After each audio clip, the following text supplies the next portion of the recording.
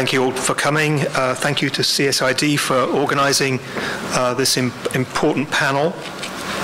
I find myself in pretty much full agreement with my two co-panelists who've spoken so far, so I have more to say along the same lines. The effort to designate the Muslim Brotherhood as a terrorist organisation is misguided and will be harmful to US national interests, as well as contributing to continuing and possibly escalated conflict and instability in Egypt and the broader Middle East region.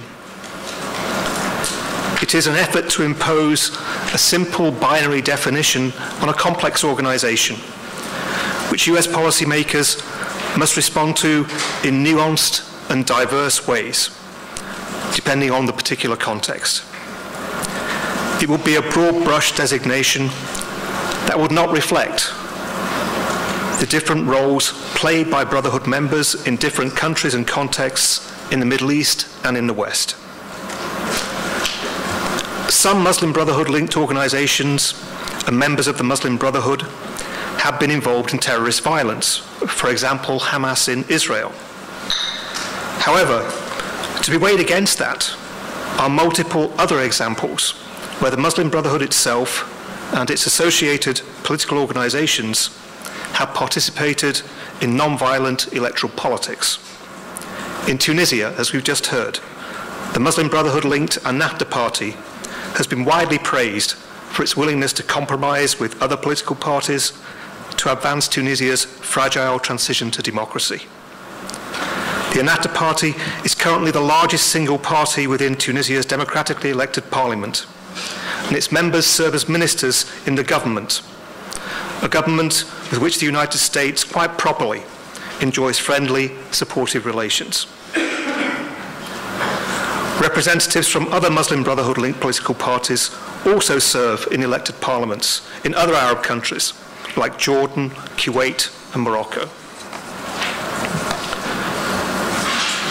While some of these Muslim Brotherhood-associated political parties have programs that are problematic in certain areas from a human rights standpoint on questions of freedom of expression, women's rights, and rights of religious minorities, for example, that does not make them terrorists.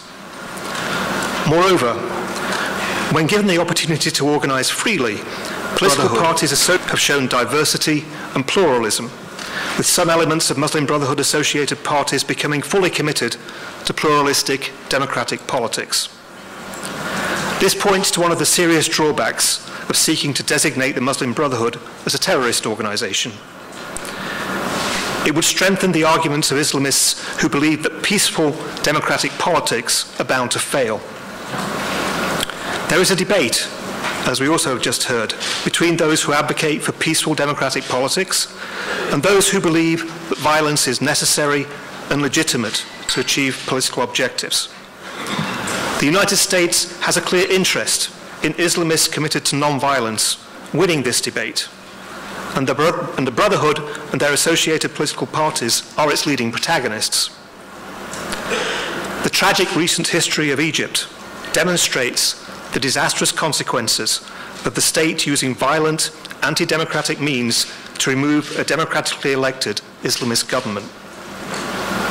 Since the removal of the Morsi government in July 2013, the state has engaged in widespread and severe violations of human rights, including the detention of tens of thousands of political prisoners, the killing of thousands of protesters and demonstrators, torture of detainees, wholesale denial of basic political freedoms, and more.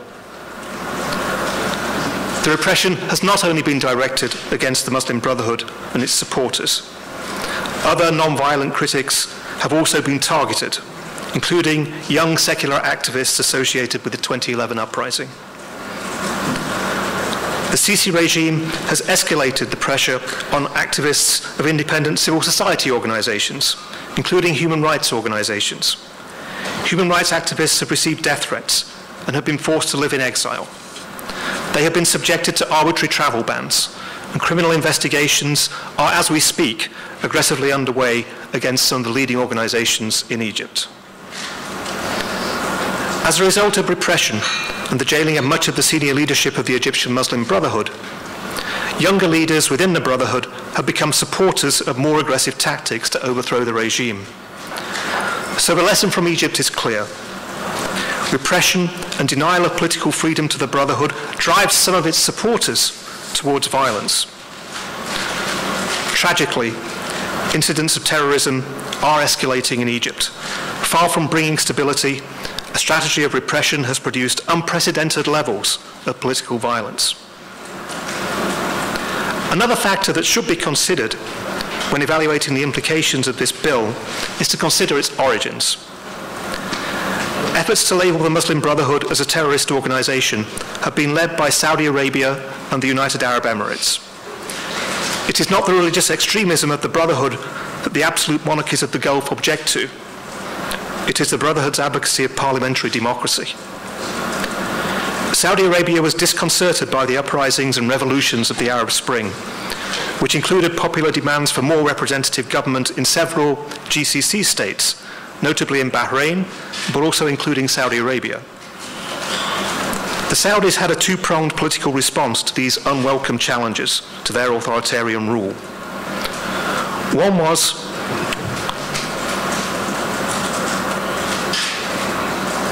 to characterize political opposition in the Gulf as sectarian and backed by Iran, and secondly, to discredit and undermine pro-democracy activists within the kingdom. Many of these leading activists, such as the now jailed leaders of the ACPRA, the Saudi Civil and Political Rights Association, were advocating the kind of democratic Islamism associated with the Brotherhood. The United States government supports political reform in GCC states, or at least it says it does, and is opposed to the jailing and persecution of non-violent democracy activists like the leaders of the ACPRA. It has no interest in lending its support to repressive measures like a blanket ban on the Brotherhood that have undermined domestic movements for more representative government in the GCC states. Interstate competition between Saudi Arabia and its allies on one side and Qatar and Turkey on the other have also driven the political efforts to label the Brotherhood as a terrorist organization. The United States has no interest in taking sides in a mini Cold War involving some of its key regional allies. The various conflicts now raging in the region in Syria, Yemen and Libya also display the contradictions that would make this approach of designating the Brotherhood as terrorists unworkable. The United States is supporting Yemen's Muslim Brotherhood-backed Islah Party in combating the Houthi rebels in Yemen. In Syria, the United States is directly supporting the Syrian Muslim Brotherhood, which forms part of a non-ISIS opposition to the Assad government. Is the US government going to prosecute itself for providing material support to the Muslim Brotherhood in Syria? Obviously not. Over the past year, the Obama administration has been advancing a new initiative to counter violent extremism, launched at a CVE summit in Washington in February last year. A central purpose of this new policy is to move towards a more comprehensive preventive approach to addressing the threat from violent extremism that goes beyond a narrow focus on military and security-centric responses to terrorism. A key element of the CVE strategy is the recognition that repression and denial of human rights create grievances which fuel violent extremism. In short, poor governance and human rights violations are drivers of terrorism and violent extremism. Human Rights First has welcomed this preventive approach, and especially the emphasis given to promoting and protecting human rights as a central part of effective counter-terrorism strategy. The efforts to have the Muslim Brotherhood designated as a terrorist organization are spearheaded by governments who are leading the pushback against political reform and more democratic governance in the Arab region. By their involvement in denying the basic rights and freedoms of their own people and encouraging repression and resurgent authoritarianism throughout the region, they are undermining multilateral efforts led by the United States to counter violent extremism. Promoting repression and denying human rights does not make the United States safer. It fuels instability and harms the interests of the United States and its allies.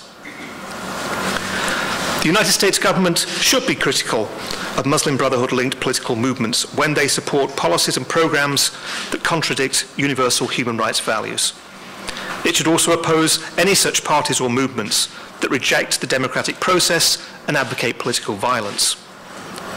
However, a blanket designation of the Muslim Brotherhood as a terrorist organisation would be unfeasible in practice and would be counterproductive in its impacts, lending support to the violent elements within political Islam. Thank you.